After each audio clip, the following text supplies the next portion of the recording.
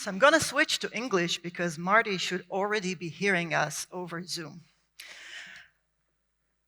Earlier this year, I had the privilege to participate in Silicon Valley Product Group's Coach the Coaches workshop in London. These were amazing 3 days where me and other 50 product coaches from all over Europe sat in a room with Marty and his amazing partners from Silicon Valley Product Group and listened to their insights. As the only participant from Israel, I felt obligated to bring those insights back home. So I wrote about it in my blog, Deep Product, and I shared those insights in a special episode of the podcast Product Management, the Director's Cut, or in Hebrew, Nihul Mutzar, Girsat Abamai. But in this workshop, it was the first time that I felt how Israel truly is the startup nation. And when it comes to product management, I felt that the unique challenges of startups are not always deeply discussed. And that's why I'm very happy that today's lecture is going to touch on those topics. Now, Marty needs no introduction. Is there anyone in the room who doesn't know who Marty is? But I thought I would share with you maybe a few things that not everyone knows. So, first of all, he founded Silicon Valley Product Group 20 years ago. That's 20 years of writing and coaching and speaking and training and advising in all the areas of product management. Now, another thing that not many people know is that his partners at Silicon Valley Product Group are no less amazing. And so Marty is not only the king of product management, but also he knows how to identify and partner with other kings and queens. I highly recommend that you look them up. You all know that he wrote 2 books, Inspired and Empowered, but there are other books from this series that are in the works. One is already out, that's Loved by Silicon Valley Product Group about product marketing, and there's another one coming up in a few months. Now, one last fun fact. It is now 6 a.m. in California.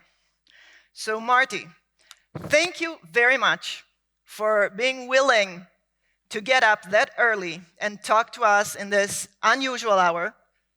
Can you see me, Marty? Hi there. I can see you.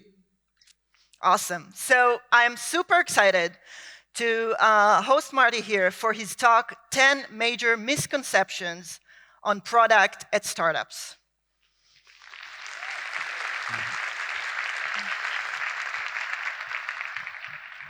All right, thanks very much, Noah. And hopefully everybody can hear me. And I hope everybody has had a good day of sessions. I guess during my sleep, you were learning. So good. And I very much wish I could be there in person with you. I was there in Tel Aviv, actually, right before the pandemic. And I had an amazing visit, met with a couple of the major venture capitalists, brought me out there, and I met with 100 startups. It was very intense, and I just loved it. I do love startups more than anything, and no secret, I have been a big fan of Israel's startup track record for many years. For many of you know that for a long time, the engineers were really just the engineers for a lot of American companies, but that changed quite a few years ago. And that's what I love, is seeing Israel create some of the best companies now in the world. So what I wanted to talk about here was, I meet with a lot of startup teams. My partners meet more with larger companies, but I focus on startups and growth stage companies. It's kind of what I love to do. And I see some problems over and over again. And I think there's a lot of very fundamental misunderstandings that people have about product. And I wanted to spend a few minutes trying to highlight those. Now, I'm not suggesting that you personally make all of these mistakes. I'm just saying culturally, all around the world, I see these problems. And just being aware of them may save you some real grief going forward. I hope that at the minimum, these make you think twice about some of the things you've always heard or always done. I think some of them are very counterintuitive. Some of them will likely make you feel uncomfortable, but it's okay. Give you something to think about and decide whether you think it's appropriate or not. So with that, let me get started here. I wanted to, this is all about 10 major, very common misconceptions. And I want to, I'll go through the 10, but I want to make sure we have enough time for some of your questions, as many of your questions as possible. And so I know Noah is going to choose some questions from the group there through WhatsApp, I believe. Okay, so let's start with probably the biggest one that I see really seriously harm so many startups, which is this belief that I don't really know where it comes from, but this belief that says that we need to work on problems that nobody's ever solved before. And of course, that sounds intuitive, right? Why solve something that somebody else has solved before? The problem is it just doesn't stand up to the reality. If you look, I mean, I just picked many of my favorite products out there in the world. These products, none of these were actually solving a new problem.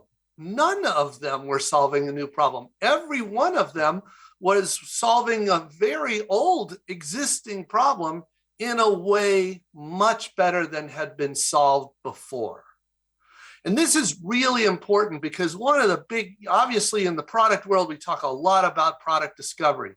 But in product discovery, there's both problem discovery and solution discovery. We're going to talk about each of those.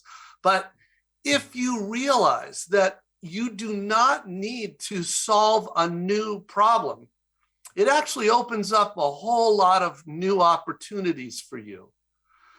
Now, I have been lucky enough, I don't get me wrong, it's actually a lot of fun to work on an all new problem.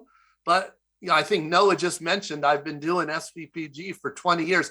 For 20 years before that, I was working at product companies as an engineer for 10 years, and then as a product leader for 10 years. And so in 40 years, I've only worked on a couple examples, which would have been a new problem. And I will tell you, yes, it's fun. And so there's that. However, it's also very expensive because when you're working on a new problem, you have to develop the market. And one of the things I learned is that it is very hard as a startup to develop a market. Most of the times they fail, not because they don't have an interesting product, because they don't have the money to develop a market. And what happens is later, Amazon, Google, one of these big companies will come along. They didn't invent the problem anymore. They're just doing a new solution, but they have the money to develop the market. And then after they've developed the market, it creates an opportunity for startups to come in with better solutions. And many of these examples are cases of that. So we'll look at Shopify, for example. Shopify was doing basically what Amazon AWS would do, but very, much better job for what they were trying to do. Same with Stripe, with others, same with Spotify. So I hope you realize this. This is actually not a bad thing. This is a good thing because now you're not limited to trying to find a new problem to solve. You can go after unhappy customers with, there are so many problems out there where people are frustrated because the solutions they have are not very good. And those are the opportunities that we're really looking for. So you don't have to be looking for a new problem. All right, that's the first. And honestly, for so many startups, that's really the most common mistake I see them making. It limits their opportunities to maybe 1% of what they could be pursuing. All right. This one, though, even if you don't fall into the problem of the first, this is a really common problem. And I think I understand the root cause of this, and it's a tricky one because a lot of the people that fall into this trap, they fall into it for very good reasons, and it's hard to get upset with them. Especially, I love designers. Designers fall into this trap all the time. And there is this belief that we need to spend so much time on the problem space. Now I have to be honest, in an ideal world, which none of us live in, but in an ideal world, we would have as much time to spend on the problem space as we would want to. But here's what you people don't realize. The clock is ticking. We do not have much time, especially as a startup. Until if we don't get to product market fit before we run out of money, it's game over for most startups. And what's so frustrating is how much of that time, that very limited time, the team spends understanding the problem space, which again, is that good? Sure, until it gets to the point where it now is severely restricting the time you have to work on the solutions, the solution space it's referred to. I don't know how many of you follow Ben Horowitz. Ben is one of literally the best product thinkers I've ever met. I was lucky enough to work with him for many years at Netscape Communications. That was, for some of you may not know, that was the original internet company. Ben and I both worked for Mark Andreessen. Ben and Mark went on to co-found one of the most successful venture capitalist firms, Andreessen Horowitz. But Ben is right. This is probably one of the most important insights in the entire industry. Now, I don't know if it's very hard to quantify 10 times better, but Ben is spot on when he says that the key for any tech startup is that you have to come up with a product. Just to be clear, products are solutions, not problems. You have to come up with a product that's on the order of 10 times better than whatever people have that they're going to replace. Now, think about that. And think about all your favorite products, whether it's an iPhone, whether it's Waze, whether it's Shopify, whether it's Stripe, any of your favorite products. What they're doing, what they did was they didn't invent a new problem. They came up with a solution that was dramatically better than what was out there before that. Now, here's the thing. If you agree with Ben, if you agree that you need to come up with a great solution, then this is where we need to spend our time as a product team. So spending a little time understanding the problem, sure, especially if you're not clear on that problem. We have better techniques today than we have ever had, but you better be fast on that, because you are going to need, realistically, about 90% of your time on the solution, not the problem. Now, this really does offend a lot of people in the product management and especially user experience design space, because so many of them have been taught you have to spend all this time understanding the problem. The thing is, most of the time, these problems are very well understood. And the distinction is going to be this, whether you succeed or not, is going to come from the quality of your solution. That's what we need to talk about. And that's what we need to spend our time as a product team doing.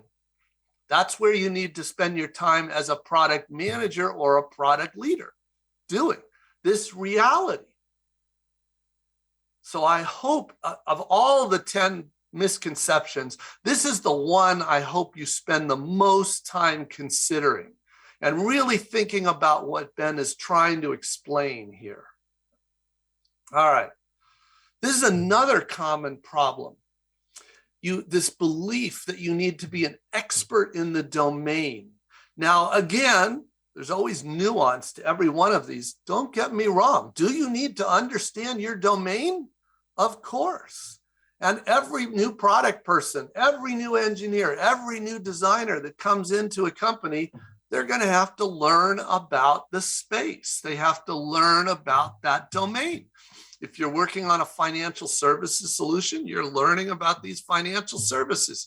If your customers are small businesses, you're learning about those small businesses. This is normal.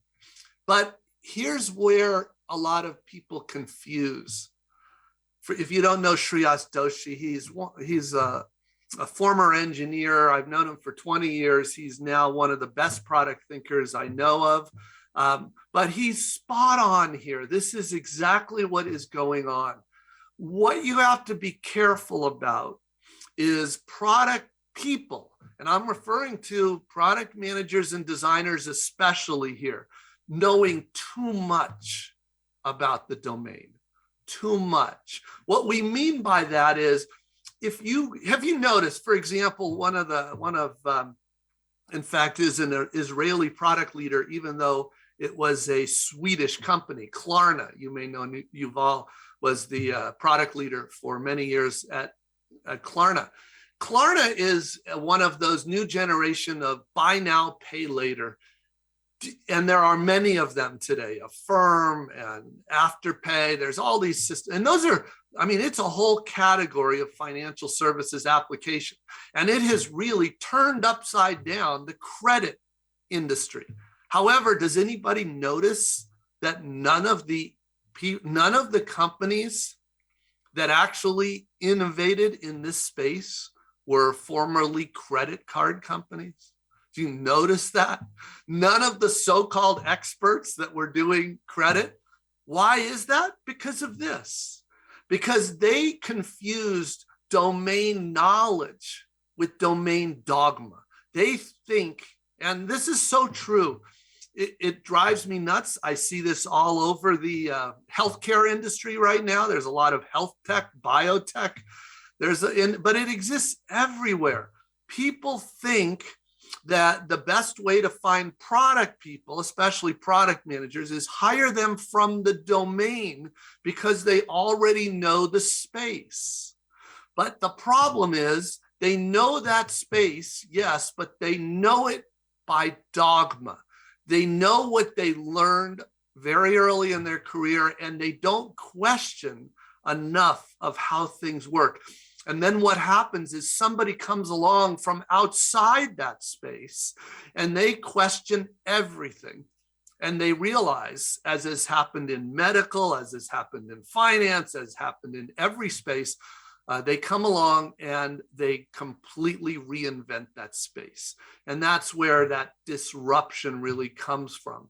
So my point here is not that, I'm not saying ignore domain experience. I'm not saying that at all. I'm saying be very careful that you're not just doing things because it's always been done that way. That's why I hate product managers when they think their job is to gather product requirements, document product requirements, because that problem is a consequence of this thinking. It really is. Our job is not to gather product requirements. Our job is to discover them. All right. It's another big common source of problem and lack of innovation. By the way, especially at larger companies. This is what I love about startups. Startups can't afford that mistake so much. All right. This is another very frustrating one. In fact, I was talking to a friend of mine who is a co-founder at a startup, and they had been working for nearly 3 years and has still not come up with product market fit. And I was talking to him. He wanted to talk about what are they doing wrong? And it was so sad to hear. They have been iterating for nearly 3 years. However, they are using the same MVP, the same solution. And what had happened was they had fallen in love with their solution. That's what they built the startup for, because they had this idea. And for 3 years, it's not like they weren't trying things. They were trying many things. They were trying the product in different parts of the world. They were trying the product with different customers. They were trying the product with different messaging. They were trying with different pricing. They were trying everything they could, except the one thing that they really should have been doing, which is not iterating on the problem, but iterating on the solution. And that is why it is so important for every product team to understand that you need to fall in love with the problem, not the solution. So you can see how this relates to the prior points about spending. We need to fall in love with the problem, which means the problem is our given. What we change every time, every day in a startup is the solution. And it is so natural to fall in love with a solution, especially if you've been working and getting excited. Look, most startups, they get funding not for a problem, they get funding because of their idea on a solution, which is not a problem, not unfortunate if the team understands this. But it is critical that they understand this. To come up with a product market fit, I mean, there's no absolute number here, but realistically, you're going to need to try. I tell this to all the startups I coach. They're going to need to try somewhere between 50 and 100 iterations on their solution. Think about that, 50 to 100 iterations on their solution. If they just try 1, 2, maybe 3, what's the chances of their success? I'll tell you, it's about the chances of the failure rate of typical startups, because that's what typical startups do. They don't spend days iterating on a solution. They spend months iterating on a solution. So how long does it take until they run out of money? Usually 6 months to 12 months until they run out of money. And that's maybe a few iterations. And what we're talking about is a team that doesn't understand this, that doesn't understand product discovery. So this is another really important point that good companies really understand. The way Jeff Bezos at Amazon likes to phrase this same point is you need to be stubborn on your product vision, but flexible on the details. That's really just another way of phrasing the same issue. All right. This is another really common, deeply entrenched problem. And this comes from not just product managers, especially it can be a problem for product designers as well, user researchers. This belief that you need to listen to customers, that it's all about the customer. In fact, I do remember when I went to and visited Israel and I met these startups, there were people in Israel telling these startups that literally telling the founders, and this was really making me unhappy. They were telling these startups, stop listening to your engineers. You're too engineering driven. How many times did I hear that in Israel? And instead, you need to listen to customers. That is like 180 degrees wrong. And we need to really talk about why. In my humble opinion, the reason Israel has been so successful is because you have great engineers and they will not be ignored. Now, if that changes, Israel's going to end up with startups like so much of the rest of the world, which is a very high failure rate. So we're going to talk about engineers in a minute, but right now we need to talk about why listening to your customers is not the path to success. Now, don't get me wrong. I love customers. We all should love customers, but that doesn't mean you should listen to your customers. This is another thing Jeff Bezos reminds teams of constantly, every year in his shareholder letter, he would pick a different product and says, I just want to remind you, no customer asked for Amazon Prime. More recently said, I just want to remind you, no customer asked for AWS, Amazon Web Services. And these are a couple of the most successful products in tech history. But this is true. And it's really important that you understand this and you understand the fundamental reason why. And that is because your customers don't know what's possible. That's really what's going on. They do not know what's just now possible. From a product perspective, from our perspective, when you look at a successful product, what does that really mean? First of all, there is a real problem that customers have. Okay, we talked about that earlier. That is not hard to make sure you are working on a real problem. What's special about the product is it solves that problem in a way that's just now possible. That's where the enabling technology comes to play. That's why engineers play such an essential role. And there's a third element, which is it solves the problem in a way that not just the customers love, but works for your business. This is really where a product manager makes a real contribution. The engineers are contributing a solution that's just now possible. The product managers are contributing a solution that works for the business. What does that really mean? It means that you can market it, you can sell it, you can pay for it, you can monetize it.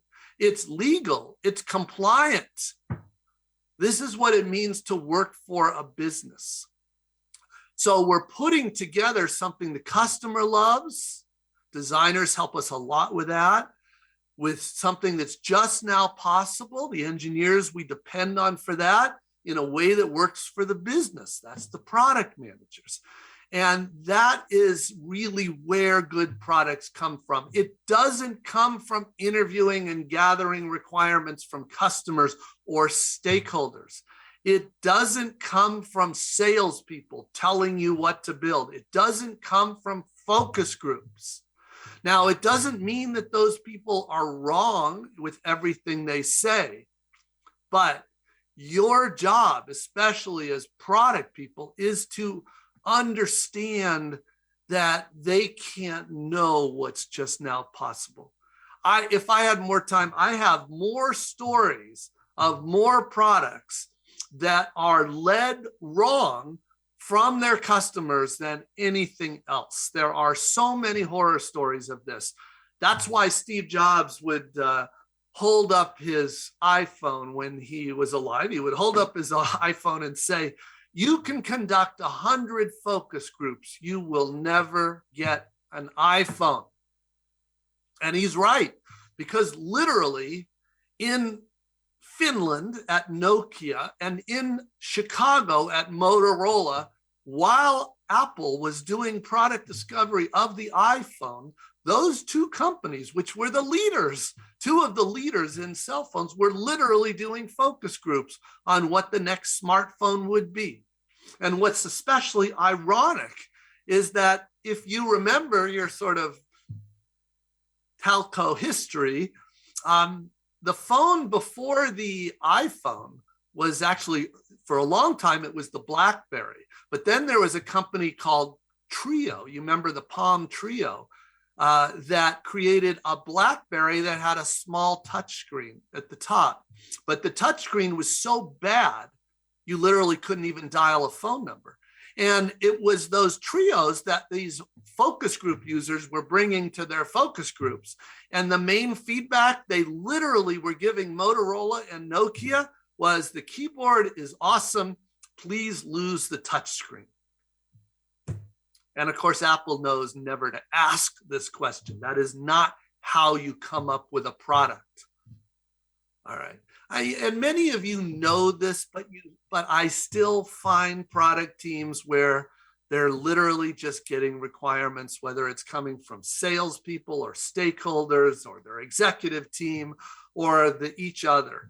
They're just gathering requirements, and they don't understand why nobody is impressed by their so-called innovations. All right. let's keep going. This one might hit a little close to home, but I have to talk about this because it is such a problem today. Now, in truth, I don't know how much of a problem this is in Israel. I do know that this is a very big problem in Europe.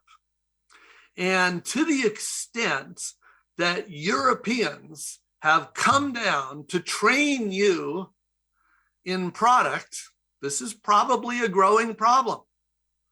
So the truth is, product owners are not what you need. A product owner is simply a role in a delivery process. Scrum, Kanban, XP, it is not important, and it is not what you need, especially at a startup. What you need, and we're going to talk more about why that's the case later in my last point, but I want you to understand product owner is just a role in a delivery process. It is not a job. Normally, the product manager is the product owner, but here's the real thing I'm trying to get out here right now. So many product people, usually with the title product managers, have been trained by some kind of agile coach. Most of those agile coaches have never even done product before, but they know, according to Scrum, what the role of a product owner is, so they think they're qualified to train a product manager. That's just as ridiculous as this agile coach thinking they can take somebody and teach them to be an engineer just by teaching them Scrum. Of course not. Or teaching them to be a designer just by teaching them Scrum. That's ridiculous. But for some reason, they think they can teach product managers. So we have an epidemic of incompetency today in our industry with product owners. So if there is anybody in this audience that calls themselves product owner, I would encourage you to wake up. You are not, that is not what your company needs. They need a real product manager. Now, just to be clear, the job of a product manager is dramatically harder and different than just the small responsibilities of a product owner. Product owner is about 5 or 10% of your week for a product manager. But more importantly it's the administrative part of the week. Everybody has an administrative part. Your designers have administrative responsibilities. Your engineers do. Mostly it's in Jira. We're all spending time, and frustratingly, in Jira, right? Product managers are entering tickets. Designers are entering use cases. Engineers are constantly complaining about updating in Jira. But that's the administrative part of our roles. That is not the essence of a job.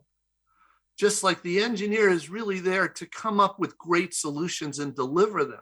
The designer is there to really come up with a great experience, design it.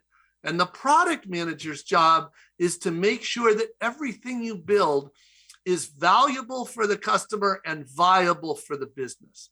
And in case you're not clear, those are hard. That is hard.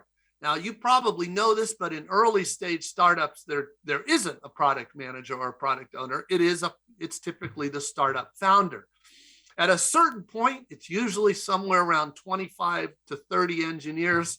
Then it's too much for the founder, and then the company starts to hire some small number initially of product managers.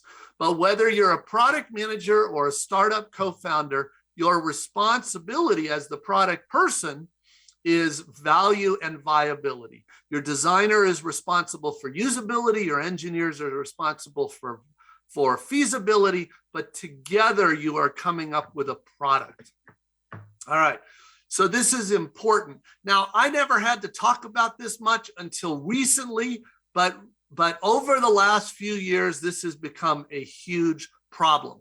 Now, we have other problems in the US. We have plenty of them, But this seems to be a problem that's focused mostly coming from Europe.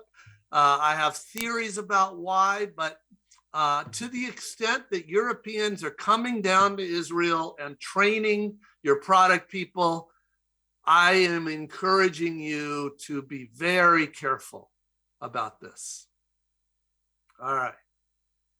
It's another one, very common misunderstanding, is that you think your job is to come up with all these innovative product ideas. A lot of product people think naturally, and this is not a big surprise that they would think this, but this is just not how it works in good product companies.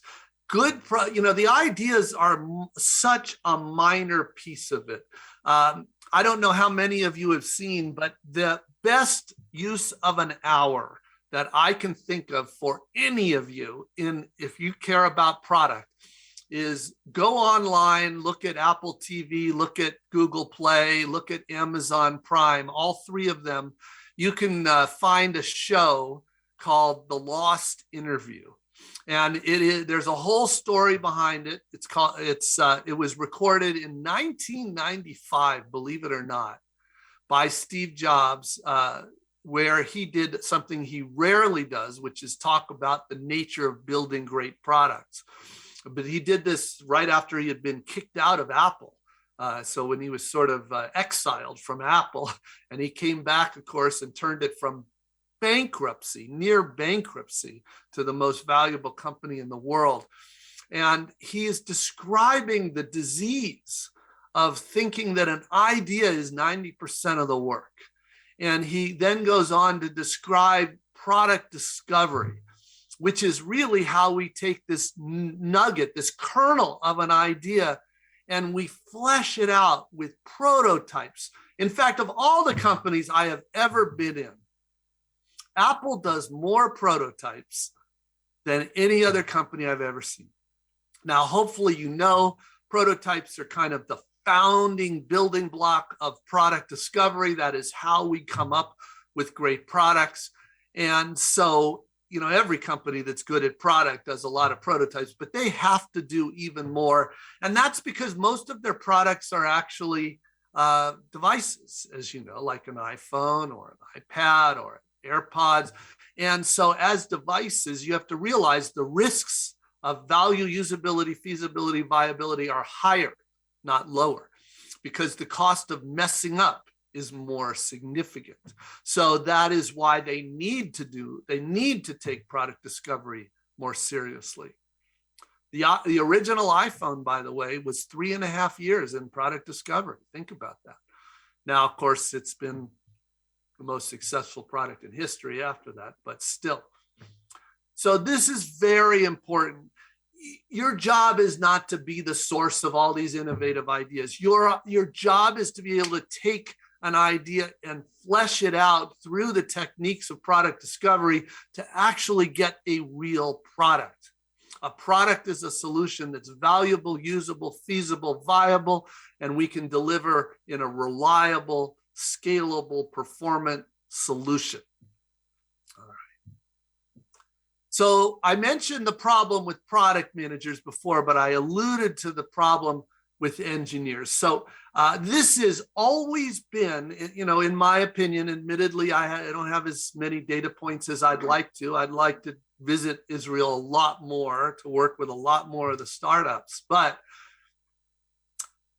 historically, this is the thing I felt that Israel has always got right. This is the reason for the success of the startup nation. In my opinion, it is absolutely the essence, is that Israel has always understood the role of an empowered engineer. Now, the misconception out there, and this is why I get so nervous in my mind, I'm probably being overly paranoid about it, But in my mind, you've got these amazing engineers in Israel, and then a bunch of agile coaches come down from Northern Europe to Israel to help Israel develop product management skills. And they tell them, no, that's not how you should work. The engineers should build what you tell them to build in a sprint. The product manager should gather requirements from stakeholders. They just describe everything wrong.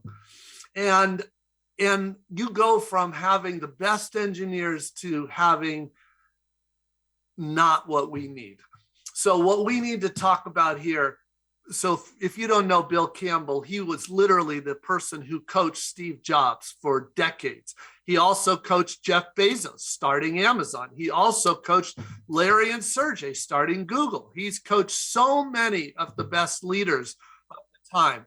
He passed away a few years ago, but he was a legend in the industry. I was never lucky enough to be coached directly by him. I met him several times, but luckily for me, 3 of the people I worked for in my career were coached by him. So I grew up with his lessons. And one of the things in fact, the thing that he considered more important than anything at all was this idea of an empowered engineer. Now, the engineers in Israel understand what that is intuitively. However, it's really important to understand an engineer that's empowered does not just build what somebody tells them to build. That's a mercenary engineer. If you want to know why Europe has such a problem innovating, that's why. The engineers there are told, and there are counterexamples to this. I've already mentioned companies like Spotify, which is a great example of everything I'm talking about. But still, too many people believe that product managers and designers are supposed to tell the engineers what to do.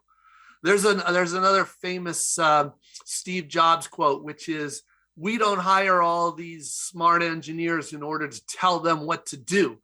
We hire all these engineers so they can show us what's possible." Think about that. That is so critical. There's actually a story from the early days for Bill Campbell. So his history, he started at Apple, actually. Early on, he was running Claris when it was the first software part of early Apple. But anyway, then he went on to become the CEO of the leader in personal finance now, Intuit. You've probably heard of Intuit. And anyway, he was CEO of Intuit, newly CEO, and he goes into a conference room, and there was a meeting before him, and a product manager is standing up at a whiteboard telling a room of engineers what he wants them to build. And Bill Campbell stops the meeting and says, "Wait, what are you doing?" And he said, "I'm telling them what we need. The customers need the engineers to build." And Bill Campbell says, "Okay, if I ever see you doing that again, you're fired." That is not the job of a product manager. His words were, "Your engineers will always come up with a better solution than you ever will. Your job is to describe the problems that the customer has. Your job is to describe the business context, the business constraints, the sales and marketing constraints. But the engineer's job is not to code your crappy solutions. Your engineer's job is to come up with the best possible solution to this particular problem." So that is a very different role. That is why in all the best companies I know, the engineers do not have to build what a product manager tells them to build. This is what it means to be empowered. They are allowed to come up with the best solution they can to the problem they've been asked to solve. So this is one of the most important differentiators. Like I said, in my opinion, this is the single biggest reason for Israel's success. I know that when I was there, I was absolutely fascinated by how many empowered engineers, how many great engineers you have. It was explained to me the role that IDF plays in developing this sort of talent, this empowered engineer mindset. but whatever it is, don't lose it. And for goodness sakes, don't try to adopt the model of product management that as a consequence loses your single biggest asset. All right. Another common problem, and I'm guilty of contributing to this because I wrote a book, How to Create Products Customers Love. I mean, we want to create products customers love for sure, but the truth is that is not enough. And one of the most common mistakes is not understanding both sides of product market fit. I understand it's tempting to focus on the product side of product market fit.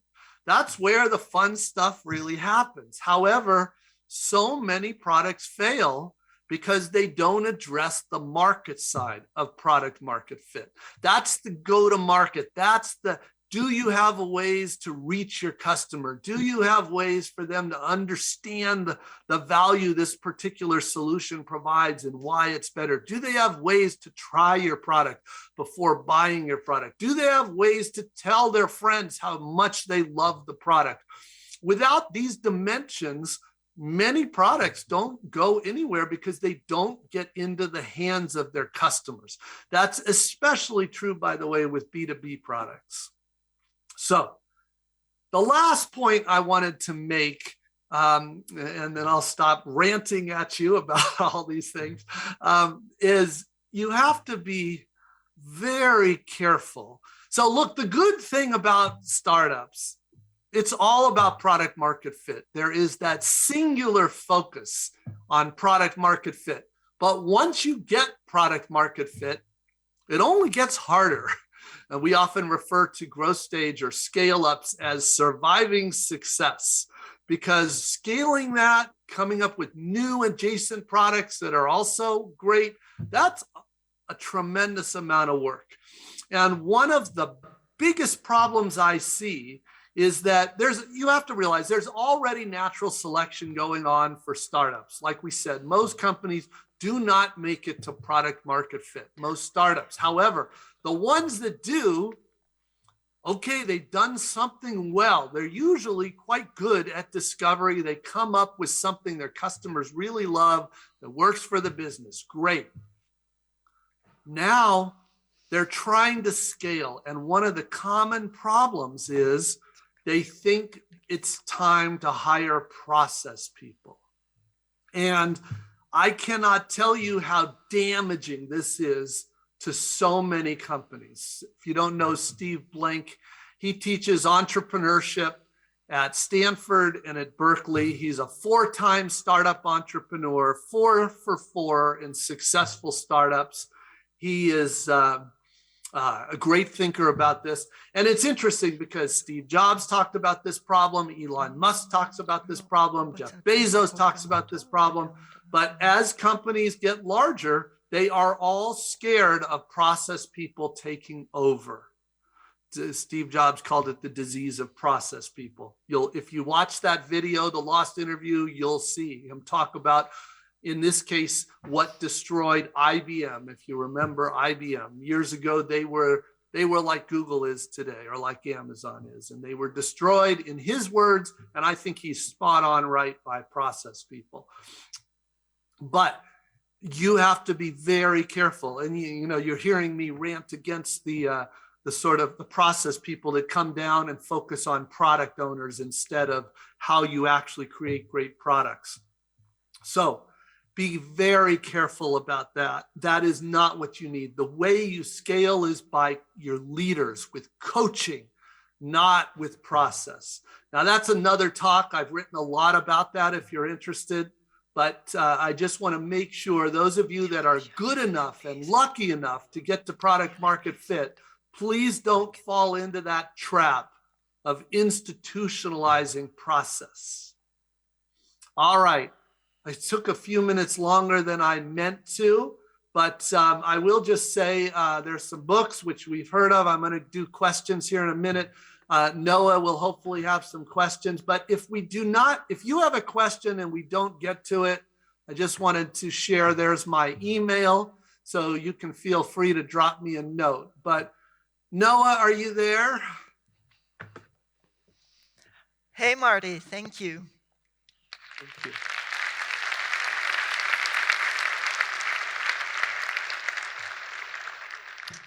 So I apologize for using my phone. I've been taking notes and additional questions throughout the lecture, and also questions from the audience here and at home.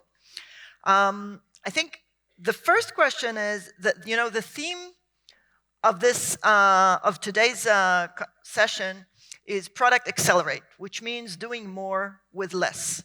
So how can you do proper discovery with limited resources? What are some of the best tips there? Well, it's important to realize the whole premise of product discovery is to do more with less. The whole premise, that's the idea. In fact, one of the things I tell the teams I coach is look, what is product discovery really? You can do it without, you can do it even with waterfall, right? It's just waterfall would be the slowest, most expensive way to figure out if an idea actually works. And so that would be, if you end up taking 6 months to try out, to flesh out an idea, put it in front of customers to find out it doesn't work, that's still discovery. You have learned it doesn't work, but that took you 6 months. What product discovery is all about is being able to do that in 6 days, or good teams in 6 hours. Now, I tell product teams, if you're not saving at least an order of magnitude of time, what that means is something that took on the order of a month to test before, if you can't do that in a couple days with modern product discovery techniques, you're doing it wrong. You're doing it wrong. So this is all about moving much faster. In fact, in the way we usually frame this with startups is, because startups, we don't get any credit really for time to market. What we get credit for is time to money, right? Time to it actually doing what we need to do. And let's just say that that's going to take 3 attempts to get to time to money. Well, you can either do those 3 slowly, or you can do those 3 quickly. If you're using good product discovery techniques, you're doing it quickly.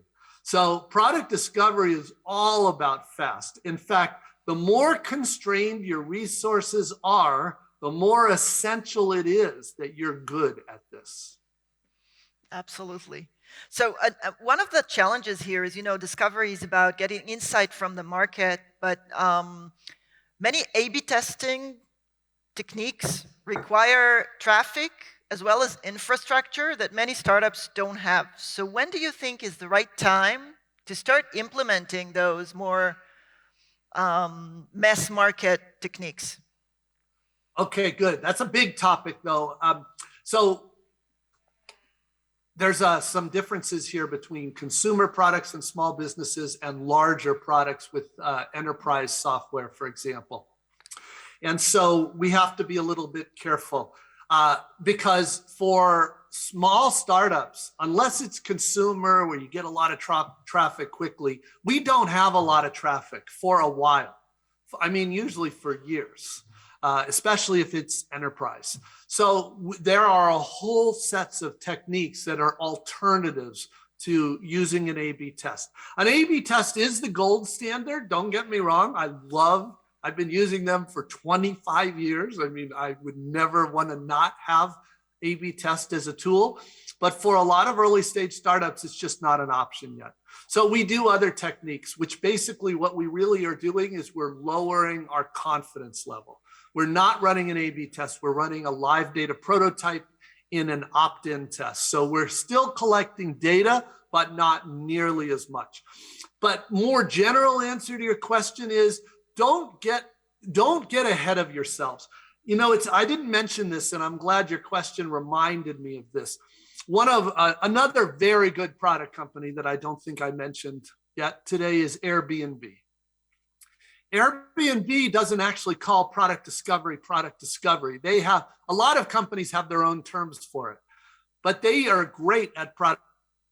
Just call it building things that don't scale. Literally. Building things that don't scale. And then product delivery, they call building things that do scale. And I love that. They got it from Y Combinator, which many of you may know. And what they're trying to emphasize is that in discovery, we're not trying to build scalable solutions. We're just trying to figure out what makes sense to build. So they're emphasizing they want you to avoid that mistake, because the mistake you're alluding to, Noah, is that, okay, the company thinks they need a whole A/B testing infrastructure just to do product discovery. No, they don't. No, they don't. They would be much better off using less formal techniques in discovery, getting to what they really need to build, and then worrying about that real infrastructure we need later once they get to product market fit. Thank you. That makes perfect sense. Can you hear me? Okay. So I think we're all really bought into almost everything you said here. But how can we take it and convince others, namely the CEO, startup founders, other executives, that this is the right place to go, moving from sales-led to product-led, especially when the market isn't as shiny as it was last year? Well, I would argue, and I have been arguing to a lot of the companies, the truth is, when the market was shiny, when all this money was out there, people could be very sloppy, and there was a lot of really bad product work. And it's not a coincidence, but in times where the economy struggles is usually when the best product work is done. And the theory for that is because you have to. You don't really have the luxury of not doing that.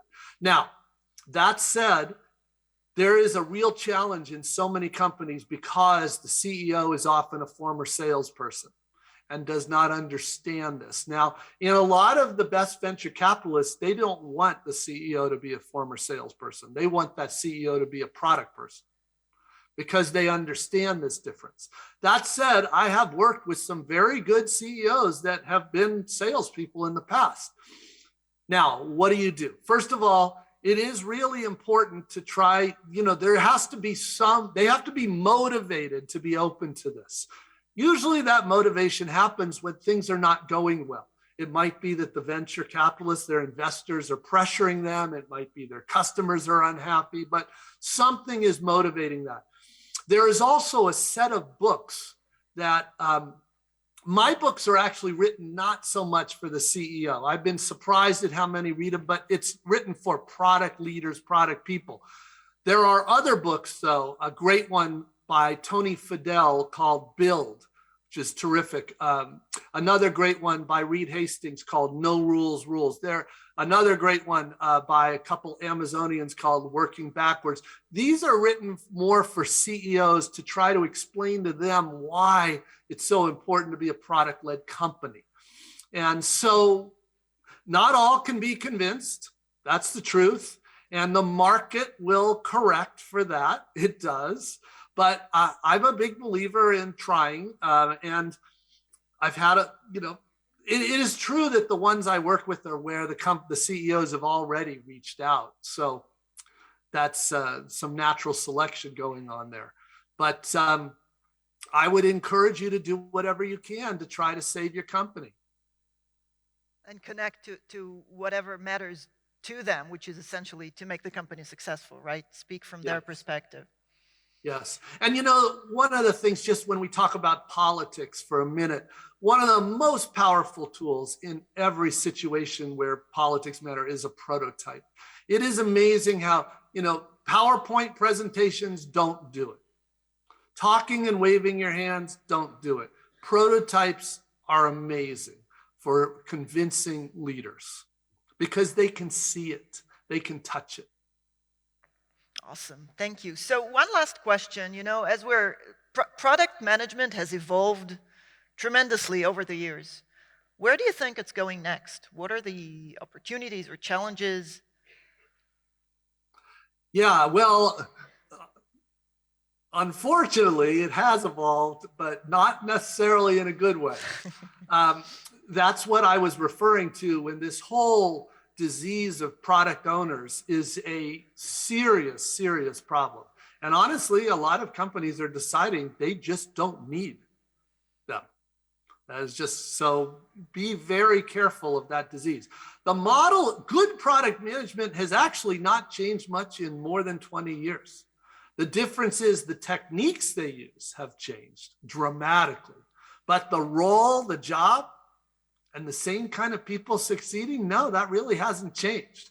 What's happened is the rise of product ownership, which is really giving product a bad name in so much of the world.